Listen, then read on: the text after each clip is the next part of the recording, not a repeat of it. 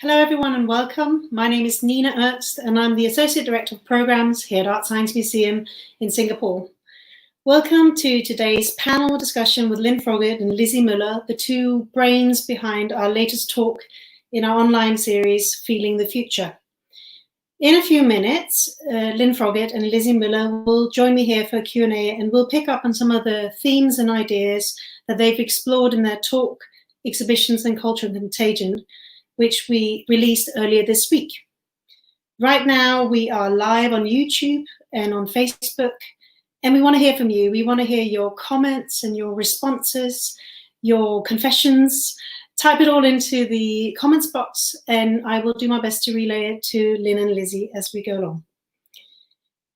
Before we bring Lynn and Lizzie in, I want to give a bit of context to why this talk is so important for us here at ArtScience Museum. Because last week we were delighted to reopen the doors of ArtScience Museum and see the visitors come back in the space after a period of closures, much like many other museums around the world. And in addition to opening our physical doors, we will keep our virtual doors open to ArtScience at Home, our online offer. We will continue our commitment to online programming via our website and social media. And since we started ArtScience at Home, Feeling the Future has really been a central part of our offer. This is an online talk series that explores why and how we can imagine new futures now that the world is so uncertain and so unsettling. Feeling the Future was originally conceived to be a conference at the museum connected with our exhibition 2219 Futures Imagined. This is an exhibition that tells a story about a world transformed by climate change 200 years from now, and it enables visitors to walk straight into that future. It includes work by nearly 30 artists and designers and writers and architects from Singapore and beyond, and they've created immersive installations and theatrical sets, meditative spaces, films, you name it, all to show audiences what a first-hand encounter with a possible future might look like.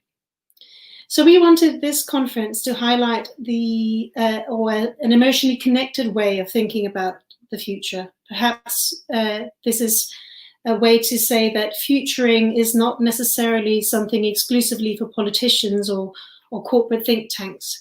It's something that we can all engage in and something that we are perhaps all engaged in on some level. So let me introduce Lynn Froggett and Lizzie Muller, who are joining us today from the UK and from Australia. Hello and welcome to you both. Hello. Lynn is Professor of Psychosocial Welfare at the School of Social Work, Care and Community at the University of Central Lancashire in the UK. And Lizzie Muller is Associate Professor at the Faculty of Art and Design at the University of New South Wales. We have had the pleasure of working with Lynn and Lizzie for a number of years to really understand the work that our audiences are doing when they're visiting the museum, when they encounter the future in one of our exhibitions. And as Lynn and Lizzie explained in their talk, they first came to the museum in 2017 to undertake a body of work called a visual matrix in connection with an exhibition we had on then called Human Plus, the Future of Our Species. The research and the ideas that came out of those sessions were really important to us. They had a huge impact on the way that we work, and they were directly connected with 2219. They fed into many of the decisions that we made when we put that project together. So that's why it's really important for me to welcome Lynn and Lizzie back, albeit virtually, to the museum so that we can talk a bit more about this process and about your insights. So Lynn and Lizzie, welcome and thank you for being here. Thank you. Thank you. So if you don't mind, I'd like to sort of start at the beginning a little bit and maybe kick us off with a question about process, about the visual matrix and about what it revealed. I was wondering what you were expecting to find when you started this work with audiences and whether there were any surprises. I don't know, Lynn, if you want to start us off with that. suppose we should have known better, but what we were probably expecting to find was that people would respond very directly to the content drift of the exhibition.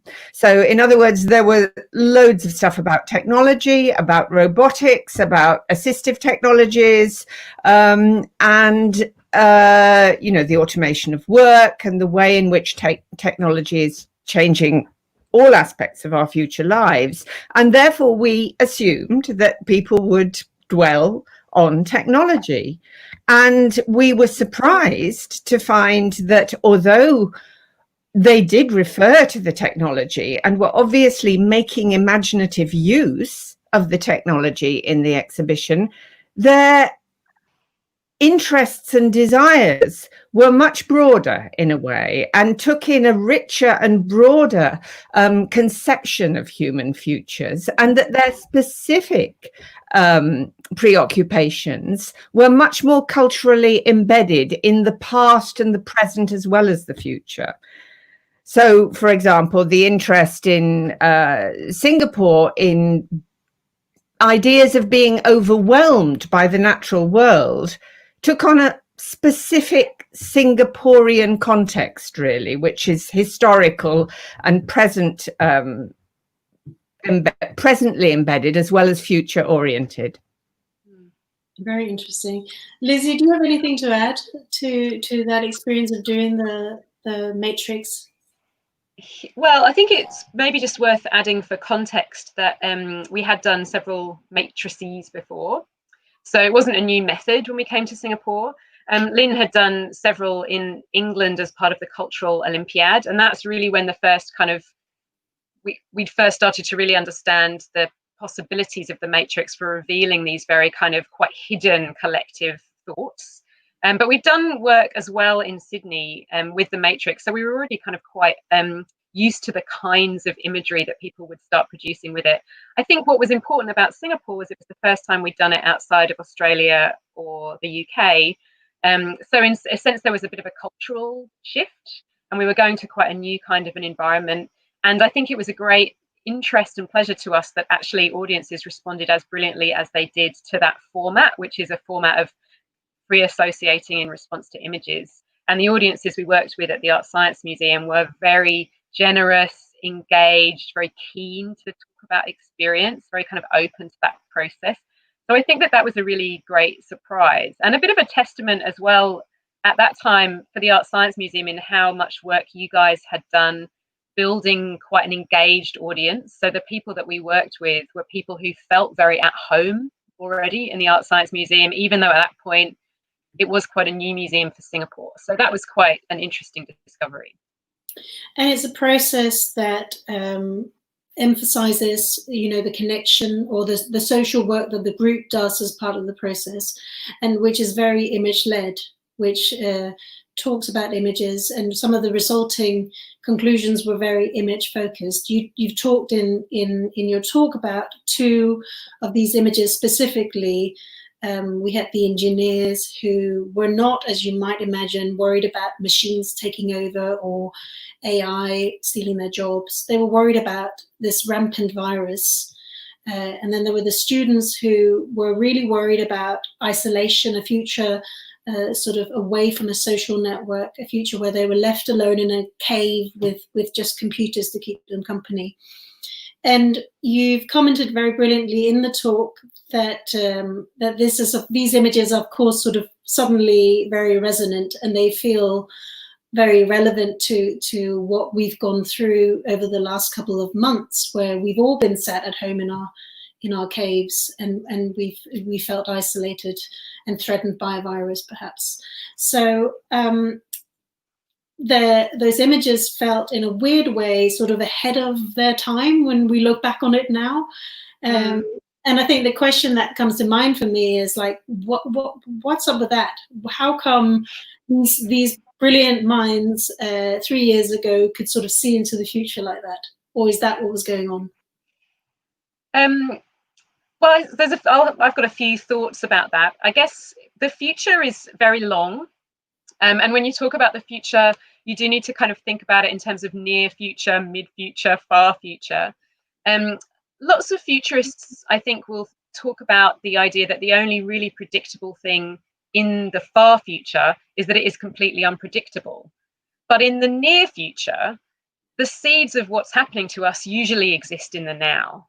So to me, I don't think we were necessarily dealing with a case of clairvoyance, but that we know that people have been in preparation mode for, governments have been in preparation mode for pandemic, for exactly this kind of pandemic for a long time. We know that not only has that been part of our kind of official planning structure, but it's also very present in science fiction and in all the other modes that we use to kind of understand the possibilities of our near future. Similarly, in terms of the possibility of virtual experience, kind of overwhelming physical experience, we know that for many teenagers, that's already been a part of their life trajectory. So there's already many teenagers who spend many more hours online than they do in actual physical social company. So I think that what was happening in those matrix experiences were that people were extrapolating from current experience into what it might mean for them in the near future, rather than seeing far futures. And I think that's a very, very legitimate way of doing futuring, because I think what you're doing with that is you're very much reflecting on where you're at and what you are enjoying, not enjoying, what's being productive, what's being kind of difficult about where you are right now. And you're asking yourself, well, how is this going to play out for me? So to me, that kind of futuring, that kind of near futuring, it's not surprising in a way that what they came up with was something that actually happened. Although I don't think anyone really could, being able to imagine what has happened in 2020, it has been the year that it feels like no science fiction writer could have written. And that's in a way why it's so interesting that they were feeling those feelings, 3 years ago. I think that's what's really interesting. Not that they could predict that this would happen, but they could actually start to imagine what that would feel like. That for me was the key. Yeah, and maybe then that's a sort of a level of readiness that we all have sort of dormant inside of us, that we can activate through experiences and conversations, and try and get better at perhaps articulating something that we know on some level already. Yeah. Lynn, you want to add something? Please do. Yeah, you've just touched, Nina, on a concept that has been really important to us in doing this work, which is the idea that we do all know a lot that we don't know we know. And as we mentioned, I mean, the person who's inspired us in thinking about this unthought known, as we call it, is the psychoanalyst Christopher Bollas, who has spent a lot of time thinking about the implications of that and how we might work with what we know but don't know we know. And I think that this is what the exhibition, and a good exhibition, and this exhibition in particular that we were talking about, was doing. It was providing a series of objects in a context and format that could help people crystallize this unthought known. And of course, the unthought known is composed not just of the information we have and the predictions we may be able to rationally make, but our anxieties and desires about the future, which of course are also grounded in the anxieties and desires that we have in the present. So put like that, it doesn't sound quite so strange. It opens up a very rich world of complex imagination that people are bringing to bear on this kind of material. That's wonderful. So we have a question for you from Anahaja. She's asking you, you've done this process, the visual matrix of analyzing audiences' reaction in several countries. Were there cultural differences in the responses depending on where the participants came from? Oh, unmute Lynn. Okay. and I'm offering to answer this first simply because I've done it also in Scandinavia, the UK, and in other places in Europe, as well as in Singapore and Australia. And there are other matrix type methodologies that are in use in Latin America. So it's not, the methodological principles are not only specific to what we did, and people have tried associative modes of thinking led by imagery all over the world in different ways. And yes, the answer is both yes and no. There is a sense in which we all carry imagery that we share, and with a globalization and a global culture, the shareability of imagery has been globalized, internationalized. But there are, of course, still specific cultural differences, and in a way those are even more powerful in the way they work in our imagination, because they are grounded in our own biographies and histories. We grow up in a sensuous world of cultural resources, and it's that formative, sensuous world that accounts for the specificity of not only the imagery we work with, but all the other sensualized responses we have to the world around us, which is what an exhibition is dealing in. So yes, it's specific, but it's also globalizing and increasingly universal. Great. We've got another question here, which is just taking us back to basics a little bit, which is perhaps useful for people who are not so familiar with the process. Can you say a little bit more about the matrix for those who haven't experienced or heard about it before? Just a bit more context. I'm going to let Lynn answer that one. You want me to answer that one? Okay, so essentially the idea behind the matrix, remember, keep hold of the idea of the unthought known. We're interested in a method which works with what it emerges into consciousness when we are presented with cultural material like an exhibition, okay? And it's that point of unearthing and enabling things to emerge that we want to capture, because that shows an active, not just reflective, an active feeling consciousness at work. Now, if we just asked people questions about that, we would get a load of responses about what people thought of an exhibition, what their ideas about it. And of course, that's a fairly easy and normal thing to do. There are lots of methods that allow us to do that. It's much more difficult to get people's responses in the moment that draw on that biography of sensuous experience that I've talked about. And so by getting them to associate spontaneously to images, whatever comes to mind in the moment, whatever triggers is relevant, whatever is triggered by an image that somebody else presents is also relevant. We build up this collage of imagery, thought and feeling, right, which comes out of a matrix in a way that it couldn't come out of a focus group or an interview, where people are responding from what they know rather than what they don't know they know. Brilliant. It might also be worth, I'm not sure if Welby's question was even more kind of basic than that, because it might be worth describing that in a matrix between kind of 6 and 15 people, maximum of about 20 people, will all get together and sit down in a group after seeing an exhibition and spend around 45 minutes basically just responding to that exhibition in a free associative way. So they just respond by talking about images that have come to mind as a result of the exhibition. I don't know if that helps kind of clarify a picture of what a matrix actually looks like. And for anyone that, I was about to say for anyone that hasn't been in one, which is most people in the world, if you haven't been in one, there is a very strange experience because it's very unusual to be able to sit in a group of people and just say what comes to mind.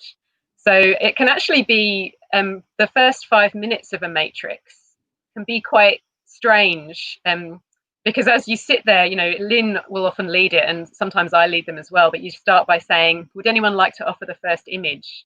And there can be a very awkward 4 minutes before somebody does, which you have to learn to kind of sit with. And my experience now, having, I mean, Lynn was the originator of this method, and I'm kind of like this apprentice to her now, but my experience is, having sat through 20 of them, they always take on a flow.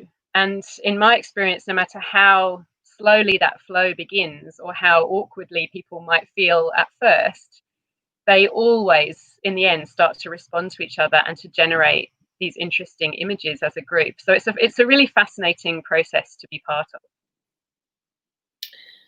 Okay, I want to pick up on something from your talk, something, Lizzie, that you mentioned, which was this idea of an infodemic, that there's this state of overload or overload of information and fragmentation and polarization of ideas.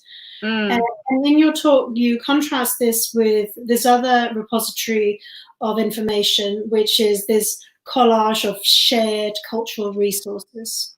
It's almost like, you know, the bad and the good, in to put it sort of very bluntly. So I think Lynn, you also mentioned that we can use ideas for good or for ill, you know, and I was wondering how you felt that we could balance these two quite different contagions.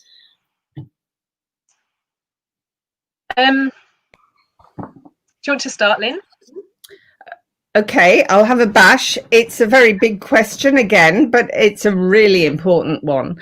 I think that battered as we are by this sort of smog of information, you know, in all forms of data, including fake news, conspiracy theories, all of these things that are circulating, that are kind of very attractive and in some at a superficial level and easy to grasp hold of, because they do also play on our fears and our desires, right? It's important to ask whether there is anything that protects us against being captured by data smog, if you like, by the endless proliferation of stories that we can't attribute anywhere or to anyone in particular. And there's certainly been a lot of those circulating recently around the pandemic.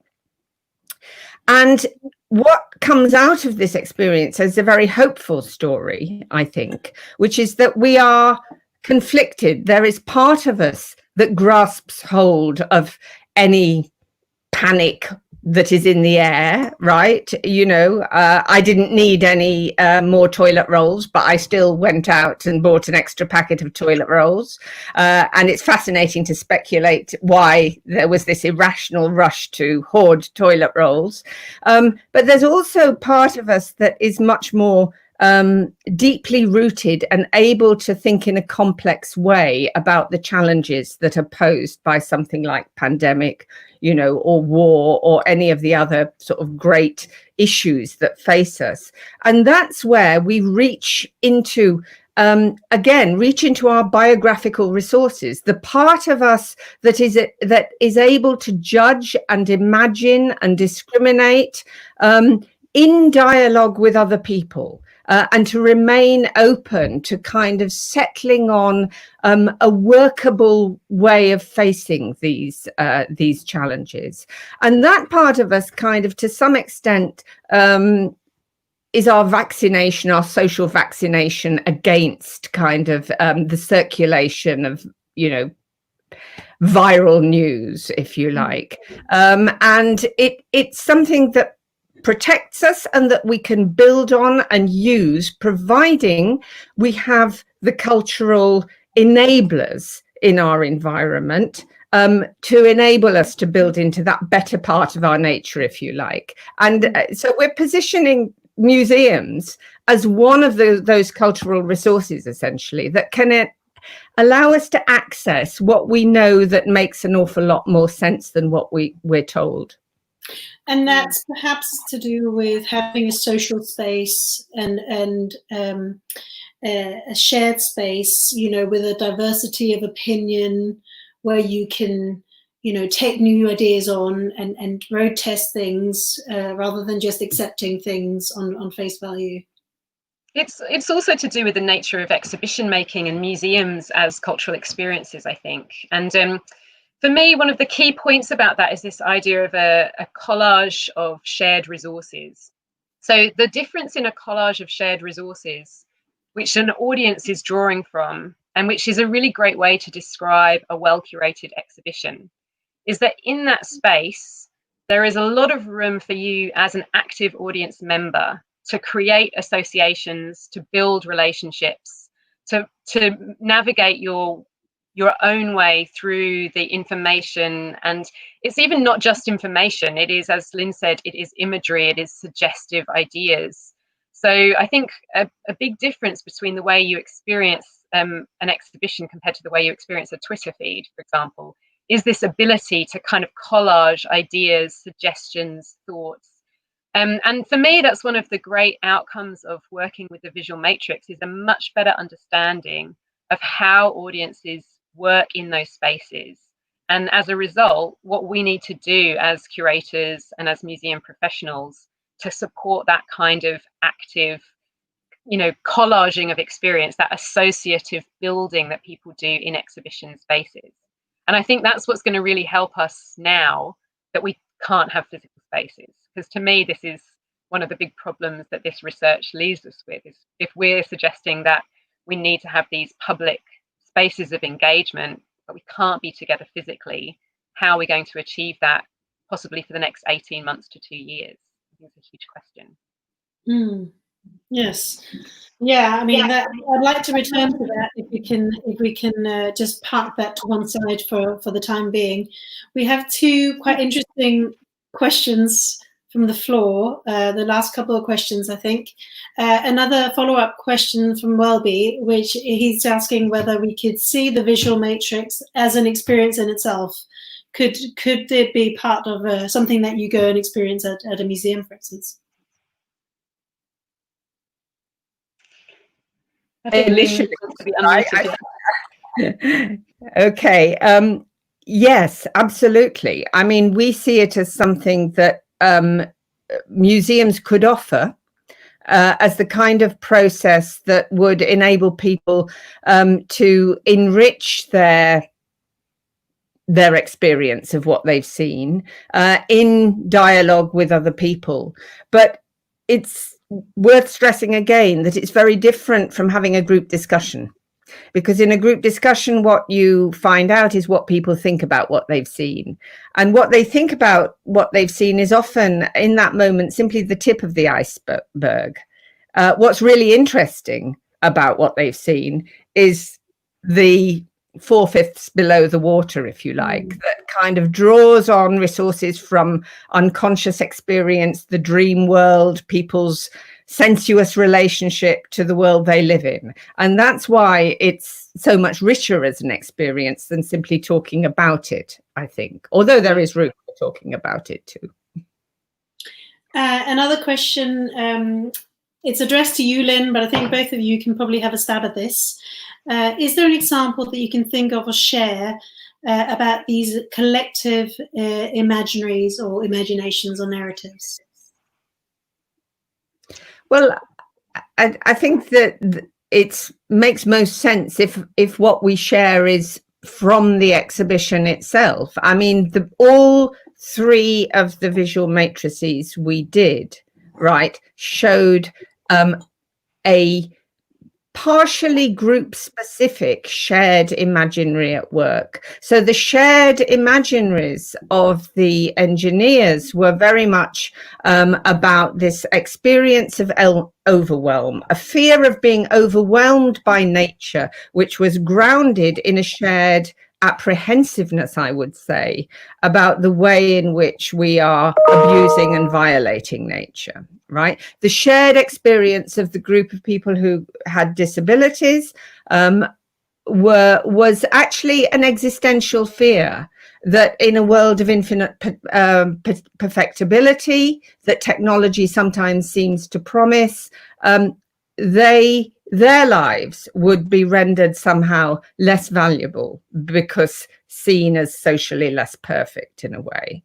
So we have, those are shared imaginaries at work, and what the matrix process simply does is enable people to share them rather than leaving them in the realm of private anxiety, which many of them may or may not have had as individuals, but don't get articulated in their daily lives.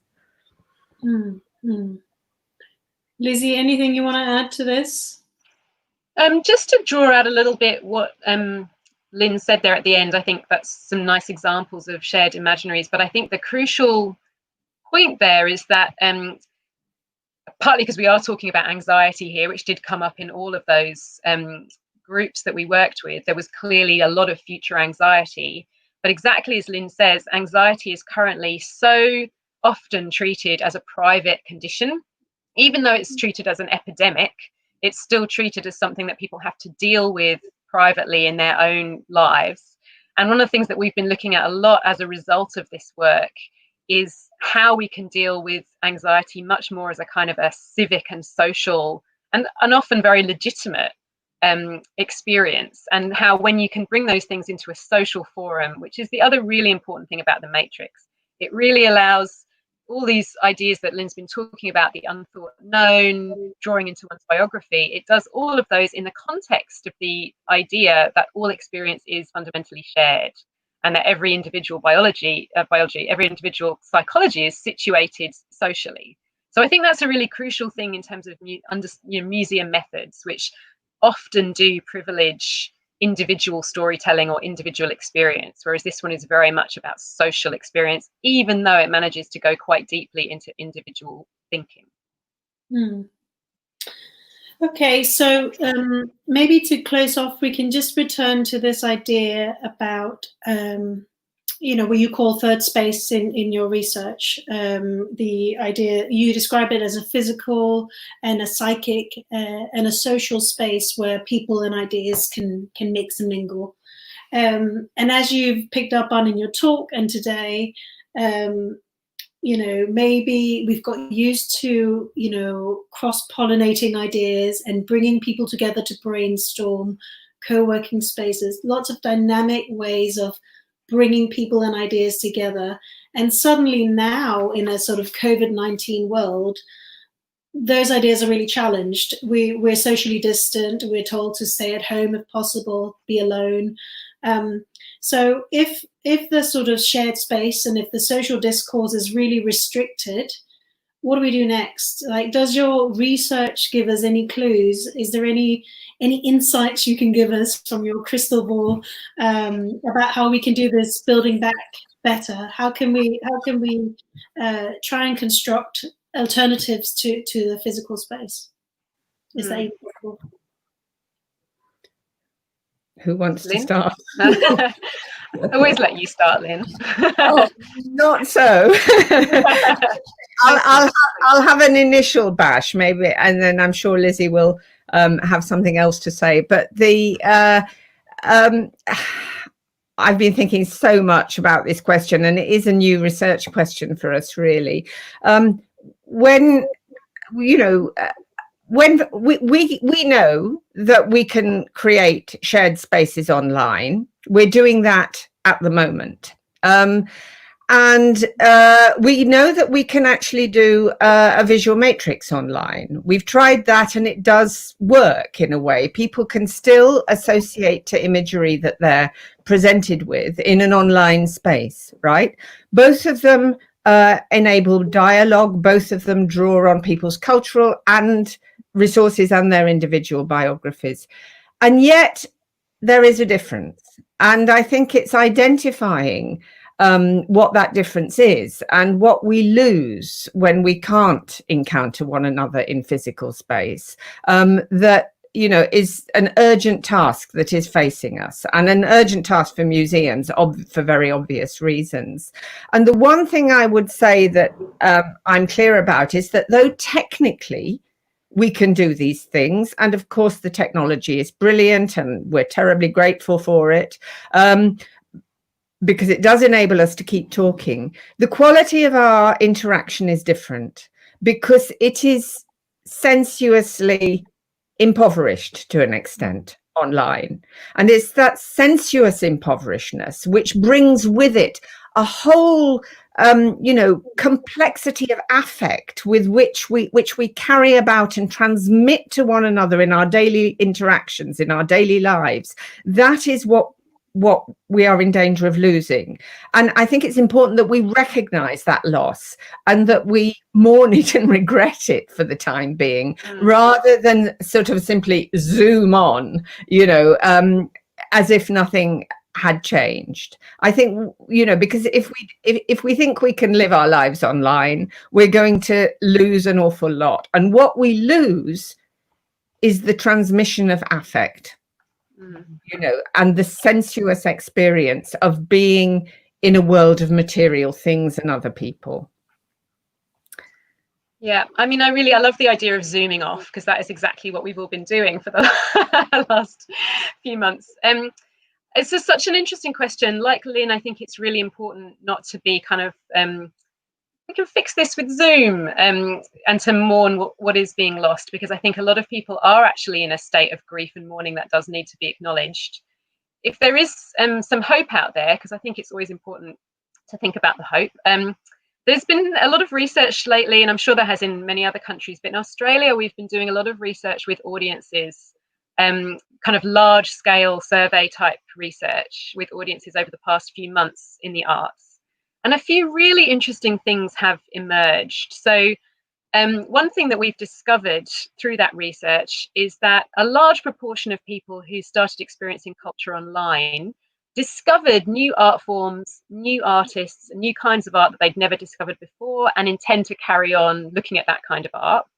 Very interesting. Another really interesting thing that we discovered was that people running cultural organizations and people visiting cultural organizations online had all reported a kind of quite interesting increase in intimacy that they felt with the institution. So quite large institutions like the Art Gallery of New South Wales, for example, which is a large gallery, their audiences reported that online they felt much closer to that institution, and they felt like that institution was much friendlier, much more open to them than it was if you visit it in person. So to me, I see a few kind of interesting things emerging in some of the research that's coming out of this period that does suggest there are hidden possibilities in digital experience. As Lynn says, you will always also lose something, and we need to be aware of that. But I think that there are things that we are going to find we can do, and I think there are things we're going to find that we can do differently. So it is a great research question at the moment. I think people are learning so much so quickly. I think there's never been a kind of more rapid, large scale period of learning about culture and how we engage with it as the last few months. But I think, there's going to be some brilliant things that come out of it. But the key thing to remember is we're never going back. I think that's the crucial thing to understand. So I think what's happened by kind of fast forwarding the future, we all imagined there'd be a time in the future where we did most things online. It came at us faster than we thought. People have discovered things in it that they do like. We also know that the pandemic's not going away anytime soon. So I think we need to understand that we're never going back to business as usual in the kind of cultural sector, and to just embrace what that might mean. So it might mean mixed experiences of physical and digital, and much more of our cultural life and our social life is going to be lived online from now on. So we need to kind of embrace that and try and work out what we do with that. I think that's a lovely note to end on. We end with hope, and I'm delighted that we've also given you guys some homework to go and do. Lynn and Lizzie, new research questions, off you go. Always Come good. back to us with some new insights. I want to thank you both for being here today, and I want to thank everyone who tuned in to listen to us and ask questions. If you haven't already, please have a listen to Lynn and Lizzie's wonderful talk, Exhibitions and Cultural Contagion, and indeed any of the other talks in the Feeling the Future series. We also have some really exciting talks coming up. We have award-winning architect and artist Richard Hassel and Tong Yi, one of the co-founders of the Thought Collective. So do please come back. But for today, thank you for joining us, everyone. Thank you. Thank you.